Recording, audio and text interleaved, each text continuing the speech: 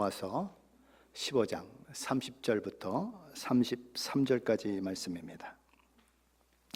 신약성경 261페이지 로마서 15장 30절로 33절까지 말씀인데 우리 한 목소리로 같이 봉독하겠습니다.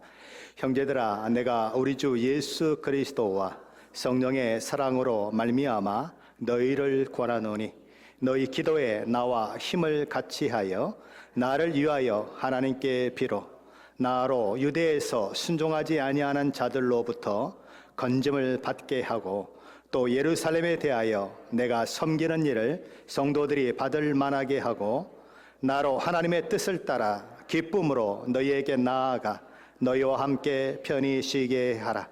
평강의 하나님께서 너희 모든 사람과 함께 계실지어다. 아멘.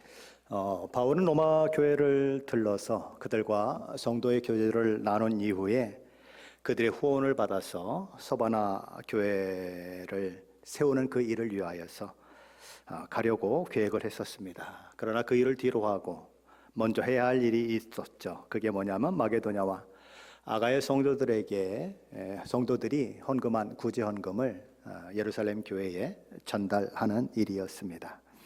그리고 이제 그 일을 시작하기에 앞서서 지금 로마 교회에 이렇게 기도를 부탁하고 있는 내용이 오늘 본문의 내용인 것입니다.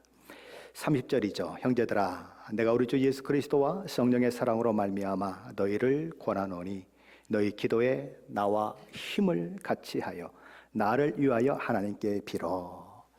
사도 바울은 로마 교회 성도들에게 너희 기도에 나와 힘을 같이하여 나를 위하여 하나님께 빌어달라라고 요청합니다. 어쩌다가 생각날 때 편안하고 느긋하게 기도해 달라는 요청이 아닙니다. 야곱비 천사와 밤새도록 씨름하듯이 영적 전투에 참여한 자로서 기도로 깨어 애쓰고 분투해 달라는 호소입니다. 그렇다면 바울은 왜 혼자 기도하지 않고 로마 교회 성도들에게 기도를 부탁하고 있는 것일까요? 위대한 사도요, 위대한 믿음의 사람인 사도 바울이 자신이 기도하고 있는데도 불구하고 굳이 다른 사람에게 기도를 부탁할 필요가 있을까요? 그것도 이제 예수 믿은 지 얼마 되지도 않는 그런 초신자들에게 이 위대한 사도가 기도를 부탁해야 할 특별한 이유가 있을까요? 우리 중에도 이런 생각을 하는 분들이 있을 수 있습니다. 난 도대체 왜 기도 모임을 하는지 모르겠어.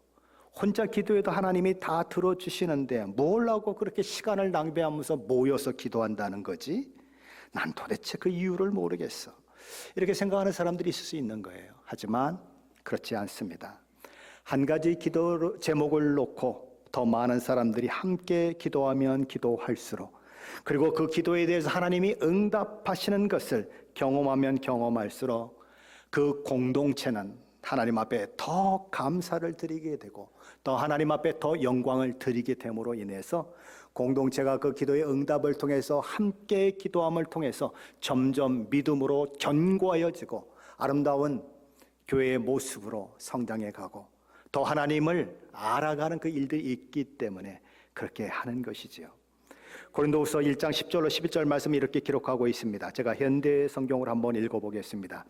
하나님께서는 무서운 죽음에서 우리를 건져주셨습니다. 그리고 하나님께서는 앞으로도 몇 번이고 다시 우리를 건져주실 것을 믿고 있습니다. 여러분도 우리를 위해 기도해 주십시오. 우리가 안전하기를 비는 여러분의 기도에 하나님께서 분명히 응답해 주실 것입니다. 그러면 하나님께서 우리가 기도하는 그 기도에 응답하시는 것을 보게 되면 어떻게 된다고요? 그것을 보고 여러분은 더욱 감사와 찬양을 하나님께 드리고 싶은 마음이 우러날 것입니다. 교회가 기도하면 그 응답을 경험하게 되고 교회 성도들이 더욱 하나님 앞에 감사하게 되고 더욱 찬양으로 하나님을 높여드리는 일들이 일어난다라는 것입니다. 그 일로 인해서 교회는 더욱더 믿음을 위에 세워지는 일이 가능하게 되는 것이죠. 기도는 어떤 것일까요? 기도는 다만 우리의 소원과 꿈을 성취하는 데 있지 않습니다. 기도를 통해 하나님의 위대하심이 극대화되는 것, 그것이 기도를 주신 하나님의 진정한 목적인 것입니다. 요한복음 14장 13절에 이렇게 말씀합니다. 너희가 내 이름으로 무엇을 구하든지 내가 행하리니, 이는 왜냐하면 아버지로 하여금 아들로 말미암아 영광을 받으시게 하려 함이라. 우리 주님이 이렇게 약속하시는 것입니다. 너희가 내 이름으로 무엇을 구하든지 내가 듣고 행하리라. 왜 그런가? 아들로 말미암아 누가? 아버지 하나님이 영광을 받으시려 함이라. 그게 기도의 목적이라는 거예요. 기도의 목표는 우리 주 예수 그리스도를 통해서 아버지 하나님이 영광을 받으시는 데 있습니다. 그러므로 우리가 무언가를 위해 기도하고 하나님의 긍휼과 능력을 의지할 때, 그런 사람이 많아질 때, 기도의 응답으로 말미암아 더 많은 사람들이 하나님께 감사드리며 영광을 돌리게 되는 그것, 하나님이 우리에게 기도를 주신 이유라고 하는 것이죠. 그리고 우리가 기도를 함께 드리고 드려야 하는 이유 중에 하나는 기도의 불길이 그럴 때 더 활활 타오르기 때문입니다. 장작 하나만 불을 지펴놓은 것하고 불을 지펴놓은 장작이 여러 개가 함께 모여있는 것하고는 차원이 다릅니다. 홀로 타고 오르는 장작은 바람이 불면 금방 꺼지고 비가 오면 금방 꺼지지만, 함께 모여서 불을 이루고 있는 장작불은 잘 꺼지지 않는 것입니다. 바람이 불면 더 활활 타오르고 비가 와도 비를 말려가며 타는 것을 보게 되는 것이죠. 그래서 모여서 기도하라는 것입니다. 기도는 또한 적진에게 쏟아붓는 미사일과 같아요. 미사일 한 발 한 발이 적진에 떨어지는 것도 굉장히 위협적이고 적을 위협하는 것이지만, 다량의 미사일이 한꺼번에 적진에 떨어져서 요소마다 막 미사일이 막 폭발해가지고 완전히 적을 초토화시키면, 이쪽에는 죽었는데 이쪽에는 살아있어가지고 공격을 하거나 그런 게 아예 불가능한 것입니다. 이것이 여럿이 모여서 드리는 중보기도의 위력인 것이죠. 사도 바울은 그러기에 로마 교회 성도들에게 나와 힘을 같이하여 기도하자라고 이야기하는 것입니다. 여기 힘을 같이하다라고 하는 이 말은 함께 투쟁합시다, 함께 싸웁시다 라는 말이에요. 전쟁 용어인 것입니다. 왜 사도 바울은 전쟁 용어를 사용하면서까지 기도를 부탁할까요? 기도는 말 그대로 영적 전투를 선포하는 것이기 때문입니다. 사탄과 그 절개들에게, 그 추종자들에게 대한 선전포고요, 치열한 공방전이 펼쳐지는 영적 전쟁의 현장에 들어가서 영적 전투를 수행하는 것이 기도이기 때문입니다. 에베소서 6장 12절 말씀은 그 싸움의 현장이 어디인가, 싸움의 대상이 누구인가 하는 것에 대해서 이렇게 우리에게 알려줍니다. 우리의 씨름은 혈과 육을 상대하는 것이 아니요 통치자들과 권세자들과 이 어둠의 세상 주관자들과 하늘에 있는 악한 영들을 상대함이라. 현대의 성경은 이렇게 번역을 했습니다. 우리가 싸워야 할 적들은 살과 피를 가진 인간이 아니라 육체가 없는 자들입니다. 다시 말해서 그들은 눈에는 보이지 않는 세상의 악한 지배자들과 강력한 존재와 이 세상을 지배하는 어둠의 왕들과 영적 세계에 있는 무수한 악령들입니다. 기도는 이런 영적 전투의 현장이기 때문에 언제나 방해가 있기 마련입니다. 첫째는 외부적인 방해가 있습니다. 어둠의 세상 주관자인 사탄과 어둠의 영들에 의한 방해가 있습니다. 그리고 또한 내적 세력에 의한 방해가 있습니다. 내적 방해는 뭘까요? 우리의 부패함과 우리의 죄, 그것이 우리의 기도를 방해합니다. 죄와 죄악은 하나님께 나아가는 것을 방해합니다. 그리고 하나님께 기도가 응답되는 것을 방해합니다. 이사야서 59장 1절 2절은 왜 우리의 기도가 하나님께 상달되지 않는지에 대해서 이렇게 기록합니다. 여호와의 손이 짧아 구원하지 못하심도 아니요 귀가 둔하여 듣지 못하심도 아니라 오직 너희 죄악이 너희와 너희 하나님 사이를 갈라놓았고 너희 죄가 그의 얼굴을 가리어서 너희에게서 듣지 않으시게 함이니라. 하나님이 손이 짧아서 구원하지 못하시는 것도 아니고 귀가 없으셔서 듣지 못하시는 것도 아니고 뭐 때문이라고요? 우리의 죄악 때문이다. 우리의 죄 때문이다. 그래서 기도가 응답되지 않는다라고 이야기하는 것입니다. 그러나 하나님이 누구신 줄 알고 하나님이 우리의 기도를 들으시는 분이시요 하나님 우리의 기도에 신실하게 응답하시는 분이심을 아는 자는 언제나 기도의 필요성을 인식하고 매일매일 일정한 시간에 기도의 자리로 나아가는 것이죠. 그리고 교회에서 하는 중보기도에도 열심으로 참석하는 것입니다. 하지만 그런 반면에 어떤 이들은 바울이 이런 말을 하고 있지만 그가 그런 이야기를 하는 것에 대해서 그가 말하는 것이 무엇인지 감조차 잡지 못하는 경우가 있는 거죠. 그래서 기도의 자리에 나아갈 생각일랑 아예 하지 않는 것입니다. 하지만 기도하지 않아도 될 만큼 작은 문제도 없을 뿐만 아니라 기도해도 아무 소용이 없을 만큼 크고 엄청난 일도 없는 것입니다. 신자는 언제나 작은 일부터 큰 일까지 하나님 앞에 기도해야 하는 것입니다. 그래서 기도를 가리켜 호흡과 같다라고 얘기합니다. 우리의 신앙생활에 있어서 기도는 우리가 살아가며 코로 숨을 쉬듯이 언제나 항상 되어져야 하고 되어져야만 한다라는 거죠. 그러기에 데살로니가전서 5장 17절 말씀은 쉬지 말고 기도하라라는 명령을 우리에게 주고 있는 것입니다. 쉬지 말고 기도하는 게 뭡니까? 호흡처럼, 호흡을 내쉬고 들이마시는 것처럼 하나님 앞에 늘 기도해야 한다라는 거죠.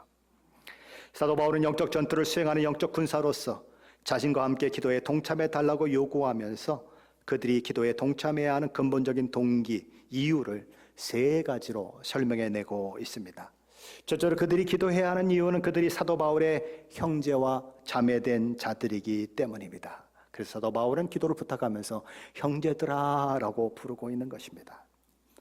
형제, 자매, 무슨 말입니까? 한 가족이라는 것입니다. 가족이 언제 필요합니까? 위급할 때, 너무 힘들 때 가족은 한 마음이 되어서 그 위기를, 그 어려움을 극복해내는 공동체인 것입니다. 하나님의 가족도 마찬가지라는 거예요. 하나님 안에서, 예수 그리스도 안에서 한 형제와 자매로 하나님의 영적 가족으로 묶여져 있기 때문에 사도 바울이 어려운 일을 수행하기 위해서 위험을 무릅쓰고 예루살렘을 향해 가는 그 일에 기도의 부담을 짊어지는 것은 너무나 당연하다라는 것입니다. 가족으로서 너무나 당연하다. 둘째로 그들이 기도해야 하는 이유는 사도 바울의 기도의 부탁이 우리 주 예수 그리스도로 말미암은 것이기 때문이다라고 사도 바울은 얘기합니다. 기도를 부탁하는 사람은 분명히 누굽니까? 사도 바울입니다. 그러나 실제적인 기도의 요청을 하고 계신 분은 사도 바울이 아니라 우리 주님 자신이라는 것입니다. 왜요?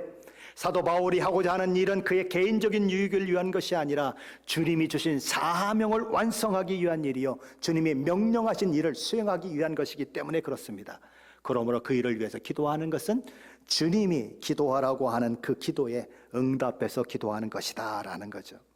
셋째로 그들이 기도해야 하는 이유는 성령 안에서 하나님의 사랑과 우리 주 예수 그리스도의 은혜 가운데 있는 믿음 공동체로서 무거운 짐을 지고 있는 형제 자매의 짐을 함께 지는 것은 너무나 당연한 것이기 때문이다 라고 얘기합니다. 사도 바울은 성령의 사랑에 근거하여 로마교회 성도들에게 기도를 부탁하고 있다라는 것입니다.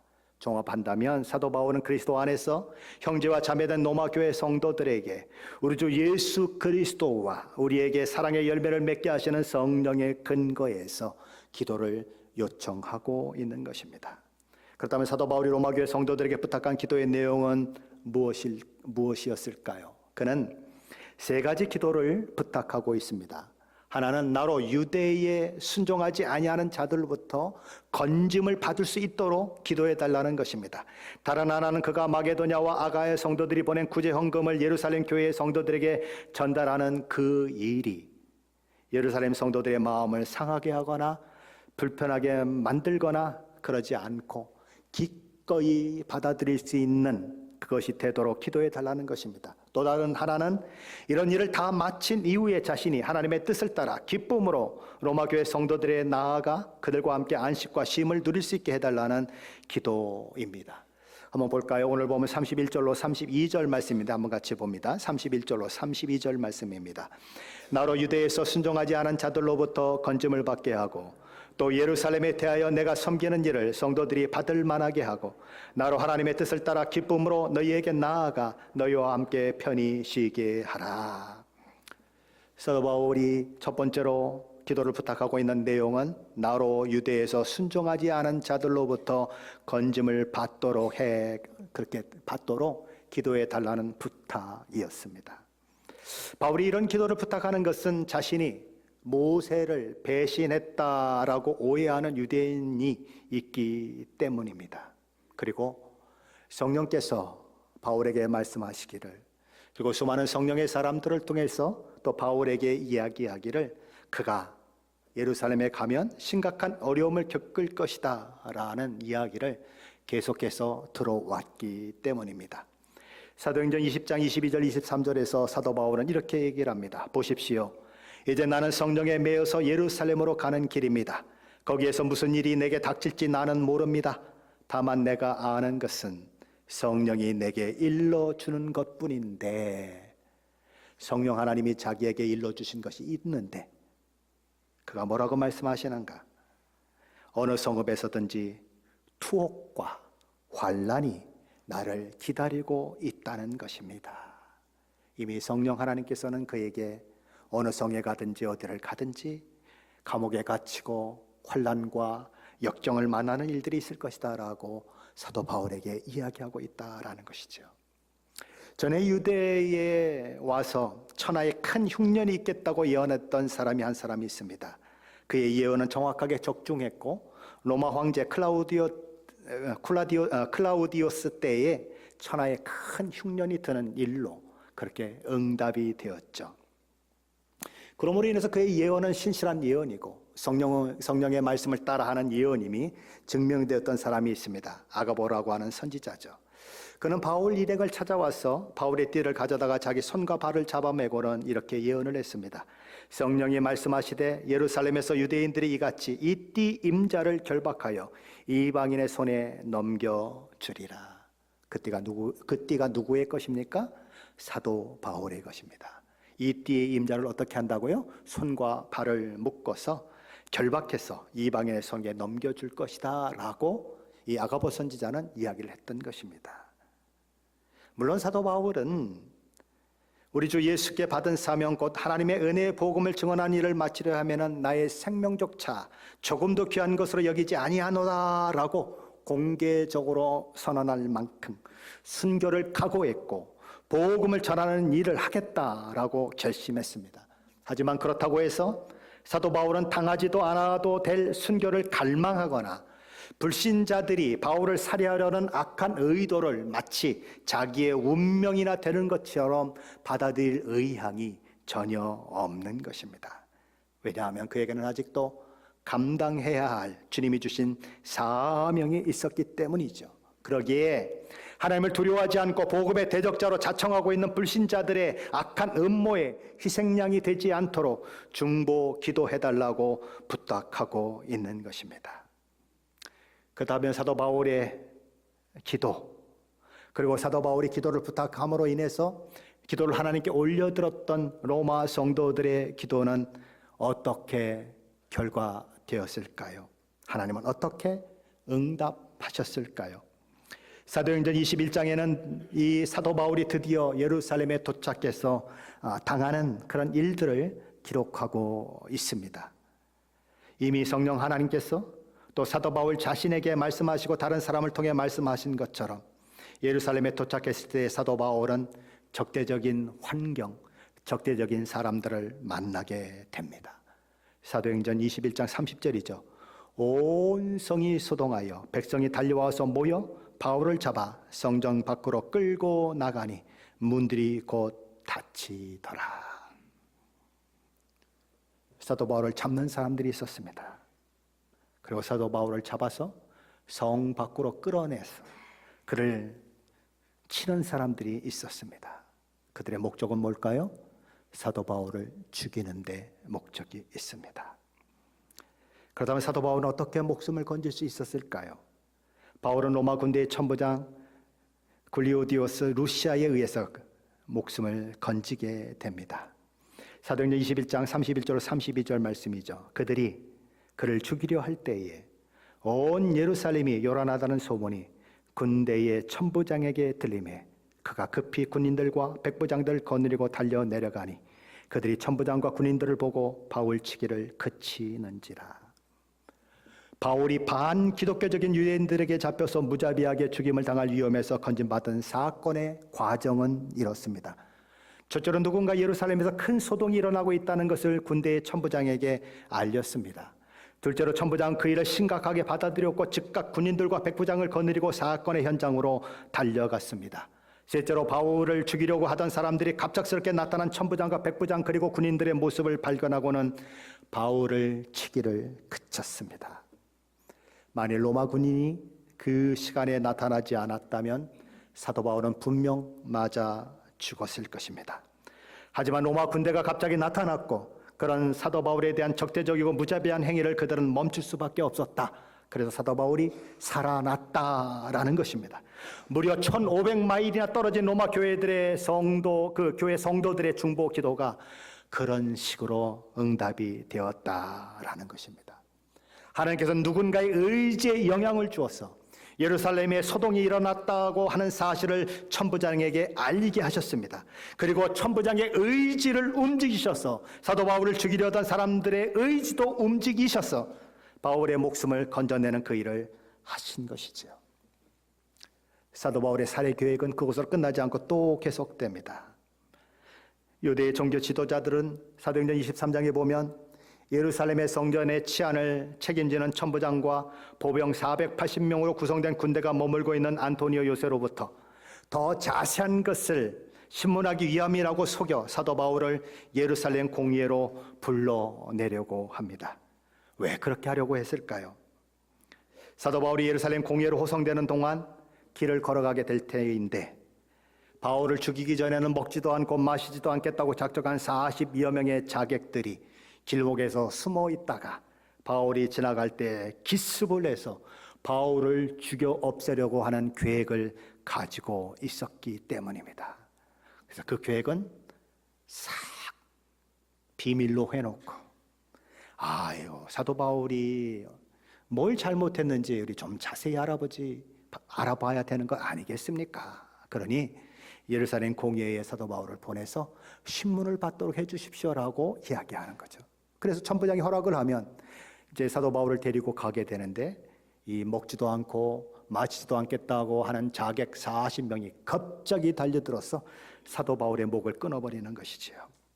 그 악한 계획을 이들이 세우고 있는 것입니다. 그런데 그 계획도 성공하지 못합니다. 왜냐하면 하나님께서는 바울의 조카인 한 청년에게 이들이 암살 모의를 하고 숨어서 사도 바울이 지나가기를 기다린다고 하는 사실을 듣게 하셨습니다. 그리고 이 사도 바울의 조카된 청년은 그 사실을 감옥에 있는 이 바울에게 알려주게 되고 바울은 자기를 지키고 있는 백부장에게 이 청년을 소개하면서 이 청년이 천부장에게 긴히 할 말씀이 있으니 이 청년을 천부장에게 데려가 주십시오라고 부탁을 합니다. 그럴 때 백부장은 자기의 의지로 이 청년을 데리고 천부장에게 가는 것입니다. 그리고 천부장은 그 이야기를 듣고는 맞다. 내가 그렇지 않아도 바울이 사람들에 의해서 막 죽임을 당했을 때 구출해내고 나서 이건 분명히 뭔가 큰 잘못을 했기 때문에 백성들이 그렇게 마구 치고 막 죽이려고 했던 것이라고 생각해서 묶어버렸고 채찍으로 막 치려고 했는데 가만히 알고 보니까 바울이 로마 시민권을 가지고 있다는 사실을 알게 되죠. 그래서 로마 시민인 바울을 신문도 하지 않고 묶었다는 사실 때문에 그는 겁에 질려 있었어요. 그런데 바울을 또 죽이려고 하는 계획이 딱 있다고 하는 소식을 들으니까 이번 기회야말로 내 실수를 만회할 수 있는 기회다. 그래서 편지를 쓰는 것입니다. 뭐라고 편지를 씁니까? 사람들이 로마 시민인 바울을 죽이려고 했는데 제가 그때 그 사실을 알고 아주 잽싸게 달려가서 군대를 데리고 달려가서 로마 시민을 그들의 어려운 가운데서 싹 구해냈습니다. 그런데 이들이 또 죽이려고 한다는 이야기가 있어서 제가 이 로마 시민인 바울을 로마 총독 당신께 보내노니 당신이 그를 보호하시고 당신이 그를 신문하십시오. 자기의 실수는 싹 빼버리고 자기가 로마 시민을 구했다는 것을 크게 부각시키는 것입니다. 왜요? 실수를 만회하려고 하는 것이죠. 그래서 그는 호송대를 구성하게 만들고 저녁 9시 안토니오 요세로부 출발을 해서 가이사랴 총독 관저까지 바울을 보내는 것입니다. 안토니오 요새로부터 총독이 있는 가이사랴까지는 약 60마일 정도 떨어져 있습니다. 그래서 많은 군병들을 붙여서 보호해서 사도 바울을 그곳에 보내는 것이죠. 하나님께서는 누군가의 의지를 움직이셔서 바울에 대한 살해 계획을 바울의 조카에게 알리게 하셨습니다. 하나님께서는 바울의 조카의 의지에 영향을 미쳐서 바울을 죽이기 전에는 먹지도 않고 마시지도 않겠다고 맹세한 유대인 40여 명이 매복하고 있다는 사실을 바울에게 알리도록 하셨습니다. 바울은 조카 청년을 백부장에게 부탁해 이 청년이 천부장에게 할 말이 있다고 함으로써 이 청년을 천부장에게 인도해달라고 요청하고 백부장은 자기 의지로 이 청년을 천부장에게 인도했습니다. 그리고 천부장은 자기 의지로 청년의 말을 듣고 로마 사람인 바울을 더 큰 군대가 있는 총독이 주둔하고 있는 가이사라로 보냈습니다. 우연히 일어난 일일까요? 어쩌다 되어진 일일까요? 아니요. 바울이 기도한 결과요. 로마 교회 성도들이 하나님 앞에 바울을 위해서 기도한 결과인 것입니다. 두 번째로 사도 바울은 로마 성도들에게 예루살렘에 대하여 내가 섬기는 일을 성도들이 받을 만하게 해달라고 기도를 부탁했습니다. 마게도냐와 아가야 성도들이 예루살렘 교회를 위해서 거대한 많은 헌금을 했습니다.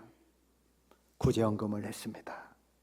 그런데 그 헌금을 예루살렘 교회 성도들이 잘 받게 해달라고 지금 기도를 부탁하고 있는데 저 여러분이 생각해야 하는 것은 그 기도가 정말 필요하냐라는 거예요. 저 여러분이 정말 어려울 때에 배고프고 먹고 사는 게 어려울 때에 누군가 큰 돈을 가져와서 도와준다 그러면 아이고 감사합니다라고 받지 않을까요?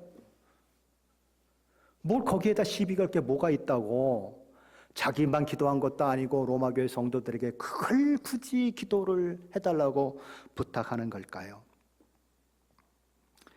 이유는 이렇습니다. 유대인들은 바울이 모세를 배반하고 할례와 규례를 지키지 말라고 했다라고 오해하고 있습니다.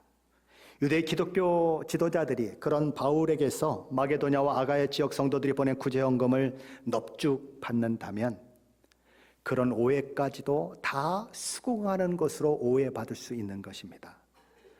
그러니까 유대인 기독교인들도 바울이 모세를 배반하고 할례 받거나 규례를 지키는 일을 하지 못하게 한다고 하는 것을 마치 수긍하는 것처럼 되어버리는 것입니다. 그래서 그런 마음을 가지지 않도록 기도해달라고 이야기하는 거죠. 만일에 유대 기독교 지도자들이 그렇게 마게도냐와 아가야 성도들이 보낸 헌금을 넙죽 받음으로 인해서 바울에 대한 여러 가지 루머들, 소문들을 마치 동조하는 것처럼 비추는 것이 그러면 안 되지. 그러면 내가 유대 공동체 내에서 입지가 좁아지지라는 생각을 하게 되고 그런 말미암아 마게도냐와 아가야 성도들이 보낸 헌금을 받지 않기로 결정한다면 어떤 일이 일어날까요? 마게도냐와 아가야 성도들로서는 정말 엄청난 배신감을 느끼겠죠. 그들이 어떻게 헌금했는데요? 남아서 헌금했습니까? 아니요. 자기도 먹고 살기 힘들고 너무나 가난한데 더 어려운 가난한 사람 콩 한 쪽 반쪽 나눠 먹듯이 그 심정으로 헌금을 했어요. 그 헌금을 해서 먼 그 예루살렘까지 그 헌금을 전달했는데 우리는 이방인들이 주는 헌금 그런 구제는 안 받습니다 라고 얘기하면 이 이방인 그리스도인들이 뭐라고 생각할까요? 여러분이 아가야 성도이고 여러분이 마게도냐 성도라면 유대인 기독교인들에 대해서 어떤 생각을 가질까요? 아이고, 얘 유대인들. 아이고, 이래도 유대인이고 저래도 유대인이야. 예수 믿기 전에는 우리를 보고 무슨 지옥의 땔감이라고 그러고, 우리를 보고 이 뱀을 죽이느니 이방인을 죽이는 게 낫다고 그러더니, 아니 예수 믿고 거듭났다 그러더니 똑같아. 그때나 지금이나 아무것도 달라진 게 없어. 이 왼수 같은 유대인들. 이렇게 된다는 거죠. 그렇게 되면 어떻게 돼요? 한 공동체를 이루고 한 마음이 되어야 할 교회가 완전히 유대인 교회와 이방인 교회로 나누어지게 되는 거예요. 심각한 현상이 초래하게 되는 거예요. 그러니 사도 바울은 기도를 부탁할 수밖에 없는 거죠. 사도 바울이 그 먼 거리를 와서 예루살렘까지 왔는데, 그런 일이 일어나면 사도 바울로서는 비극이죠. 차라리 안 온 것만 못하죠. 차라리 전달 안 한 건 못하죠. 그런 일이 일어나면 큰일 나잖아요. 그래서 기도를 부탁하고 있는 거예요.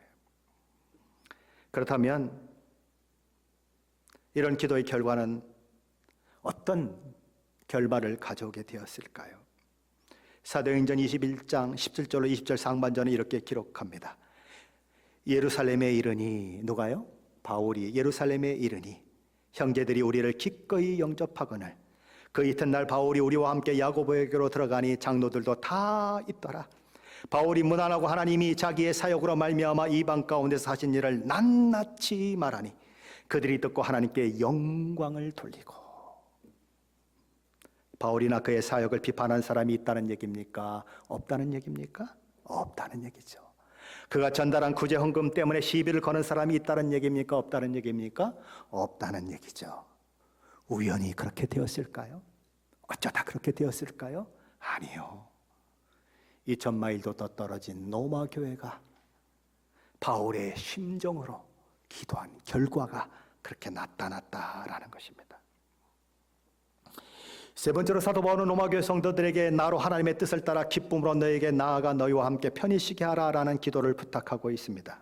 이 기도는 앞에 두 기도가 응답될 때에만 가능한 결과, 그 결과에 대한 기도인 것입니다.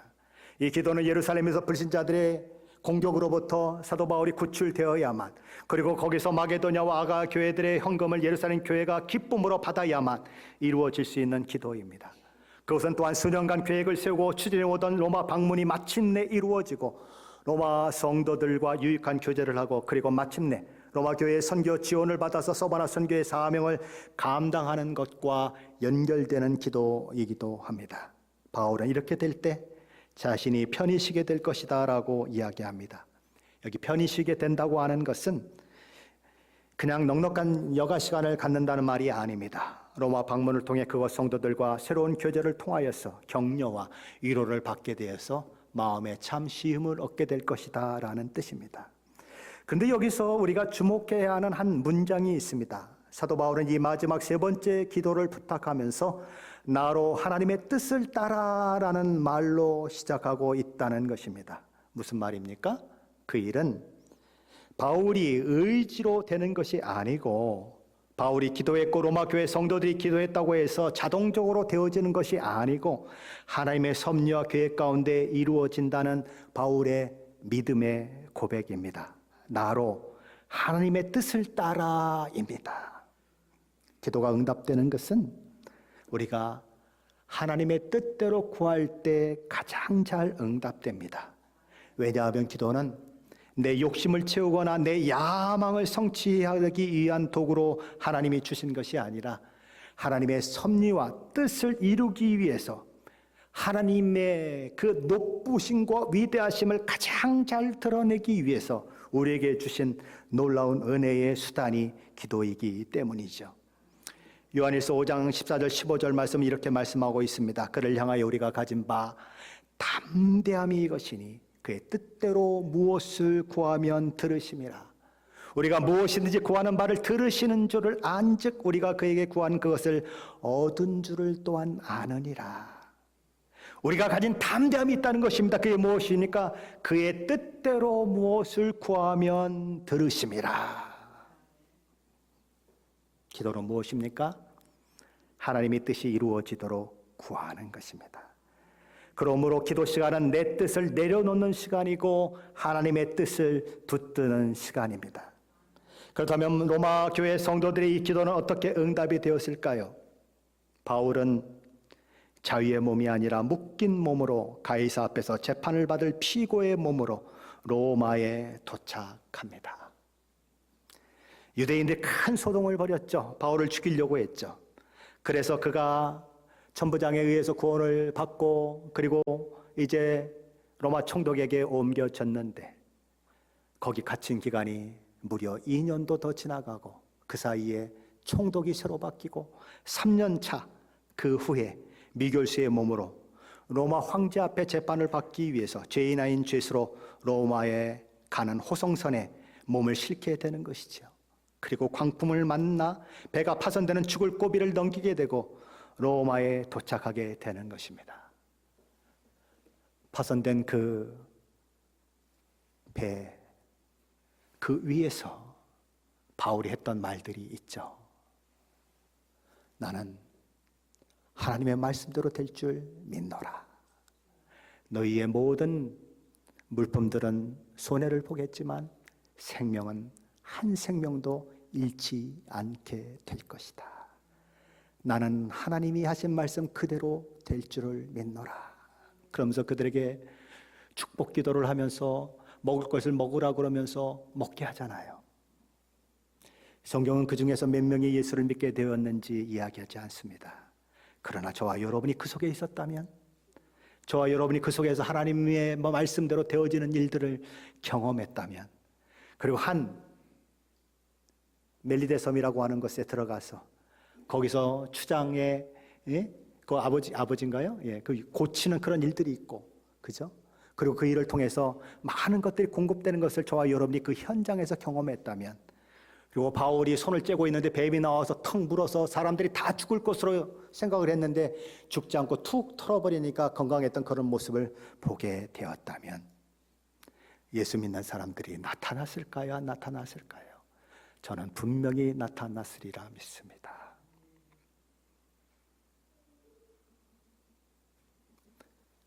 하나님의 뜻은 사도 바울의 계획과 다를 수 있었죠. 하나님 앞에 기도했지만 자유의 몸으로 끌려가는 것이 아니라 죄인의 몸으로 끌려가는 일들이 있었다라는 것이죠. 그럼 기도는 어떤 것이냐 하는 거예요. 기도는 도대체 뭐냐? 기도는 자판기가 아니라는 거예요. 기도는 뭐가 아니라고요? 기도는 자판기가 아니다. 이불짜리 집어넣으면 이불짜리 음료수 나오고, 3불짜리 집어넣으면 3불짜리 스낵이 나오고, 5불짜리 집어넣으면 5불짜리 빵이 나오고, 그런 자판기가 아니다. 내가 기도하는 대로 다 되는 것이 아니다. 항상 거기에 하나님의 뜻과 계획, 하나님의 목적이 함께 따라 나온다. 그래서 사도 바울은 뭐라고 얘기합니까? 나로 하나님의 뜻을 따라라고 기도하고 있는 거예요. 근데 재밌죠?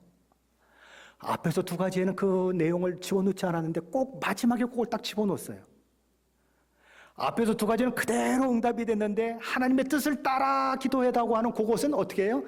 바울의 뜻대로가 아니라 하나님의 뜻대로 되어졌어요. 이 바울의 위대함이에요. 마치 미래의 기도의 응답이 어떻게 될 줄을 이미 알고 있는 사람처럼 그렇게 고백을 하고 있다라는 거죠. 사도 바울의 선교는 기도의 동역자들과 함께 했던 선교였습니다. 그는 기도의 동역자들의 기도를 통해 수많은 기적을 체험합니다. 여러 번 목숨을 잃을 뻔한 위기를 넘기기도 합니다. 그리고 도무지 열릴 것 같지 않았던 불신자들의 마음, 이방인들의 마음이 기도의 동역자들의 기도로 열려지는 것을 수도 없이 경험했습니다. 왜 기도해야 합니까? 하나님은 기도하는 자를 통해 일하시기 때문입니다. 왜 모여 기도해야 합니까? 그것을 통해 하나님의 영광이 드러나고 그것을 통해 하나님의 능력이 선교지 가운데 마치 대량의 미사일이 퍼부어져서 그 적진을 초토화시키는 것 같은 그런 놀라운 일들이 일어나기 때문입니다. 어떤 사람들은 이렇게 얘기합니다. 하나님이 다 아신다는데 뭘 기도합니까? 아니, 하나님이 머리털까지 세신 바 되어 있고 너희가 구하기 전에도 너희 쓸 것이 뭔지 너희 입을 것이 무엇인지 다 아신다는데 뭘 그렇게 굳이 기도하라고 합니까? 귀찮게. 에스겔서 36장 36절 37절은 이렇게 기록합니다. 너희 사방에 남은 이방이 나 여호와가 무너진 것을 건축하여 황폐한 자리에 심은 줄을 알리라. 나 여호와가 말하였으니 이루리라. 주 여호와께서 이같이 말씀하셨느니라. 하나님이 예언을 선포하고 있는 것입니다. 미래에 되어질 일을 선포하고 있는 것입니다. 모든 것이 내가 말한 대로 되어질 것이다. 내가 선포했기 때문에 반드시 이루어질 것이다. 너희는 믿느냐? 아멘! 그랬겠죠. 네, 우리 하나님이 뭐라고 말씀하셨을까요? 그래도 뭐라고요? 그래도 이스라엘 족속이 이같이 자기들에게 이루어지기를 내게 구하여야 할지라. 하나님 다 아시는데 왜 기도해요? 그래도 어떻게 하라고요? 구해야 한다. 누굴 위해서 기도합니까? 누굴 위해서 구합니까? 하나님을 위해서요? 아니요, 우리 자신을 위해서 기도하는 거예요. 기도해야 하나님이 하신 줄 알아요. 기도해야 하나님이 능력을 베푸신 줄 알아요. 하나님은 홀로 다 하실 수 있어요. 우리 없이도 하나님은 일을 이루실 수 있어요. 그러나 하나님은 일을 이루시겠다고 선포해놓고 저와 여러분을 초대하시는 거예요. 기도해라, 나에게 구해라. 그러면 너희가 그 구한 대로 이루어지는 것을 확인하게 될 것이고, 너희 믿음이 이전보다는 다른 믿음으로 일취월장 성장해 가게 될 것이고, 너희 공동체가 믿음으로 굳게 세워지는 일들이 일어날 것이다. 뭐를 통해서? 기도를 통해서. 그러나 기도하지 않으면 믿음이 세워지지 않고, 기도하지 않으면 우연히 일어나는 것 같고, 기도하지 않으면 그냥 어쩌다 되어진 일 같고, 하나님을 경험하지 못하니까 기도하지 않는 공동체는, 기도하지 않는 사람들이 모인 공동체는 늘 냉랭해. 하나님이 살아계신 감? 어려운 일이 오면은 하나님 앞에 기도할 생각도 하지 않고 여기 쫓아다니고 저기 쫓아다니고 어떻게 기도를 경험한 사람은 어려운 일이 있으면 하나님 앞에 딱 무릎을 꿇고, 하나님, 지금까지 하나님이 내게 응답하신 것은 이루 헤아릴 수가 없어요. 손가락으로 헤아릴 수가 없어요. 하나님이 이 고비고비마다 내 기도를 들으시고 이렇게 응답해 주셨죠. 저렇게 응답해 주셨죠. 오늘 나는 이 현실 가운데 있어요. 이 어려운 가운데 있어요. 하나님은 내게 응답하신 하나님이기 때문에 내가 누구의 도움을 구하기 전에 하나님 앞에 먼저 무릎을 꿇습니다. 하나님, 내 기도를 들으시는 하나님, 내 기도에 응답하시기를 기뻐하시는 하나님, 역사하옵소서. 그렇게 기도할 수 있어요.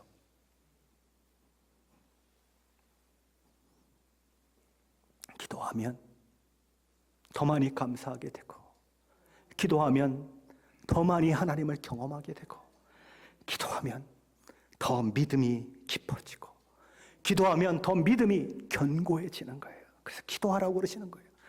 하나님이 다 이루시겠다고 선언해 놓고도 그래도 기도해야 한다고 얘기하는 이유가 바로 거기에 있는 거예요. 기도하는 사람이 되시기를 축원합니다. 기도로 하늘 문을 여시는 사람들이 되기를 축원합니다. 나는 약하나 하나님은 강하십니다. 나는 가난한 하나님은 부자십니다. 나는 능력이 없지만 하나님은 무한한 능력을 가지고 계십니다. 나는 아무것도 해결할 힘도 없지만 하나님은 모든 능력을 다 가지고 계십니다. 그래서 기도해야 하는 거죠. 기도하는 사람이 가정을 세울 것입니다. 기도하는 사람이 교회를 세울 것입니다. 기도하는 사람이 선교지의 문을 열어 제낄 거예요. 그들의 완악한 마음들이 열리고 알라를 하나님이라 고백하고 있는 그 어리석은 자들의 마음이 열려서 예수를 믿는 일들이 일어날 거예요. 우리가 여기서 쏘는 미사일과 같은 그 기도를 통하여서 적진이 초토화되고 그들의 마음이 열리고, 우리가 선교지에 보낸 조현민 선교사님이 우리의 기도를 통하여서 놀랍게 역사하는 것들을 보게 될 거예요. 기도로 선교에 동역하십시오. 기도로 하나님의 일들을 이 땅 가운데 이루어진 것을 경험하십시오. 기도의 사람이 되어서 하나님께서 기도를 통해 주시는 모든 축복들, 모든 은혜들 받아 누리시는 저와 여러분 되시길 예수 그리스도의 이름을 간절히 축원합니다.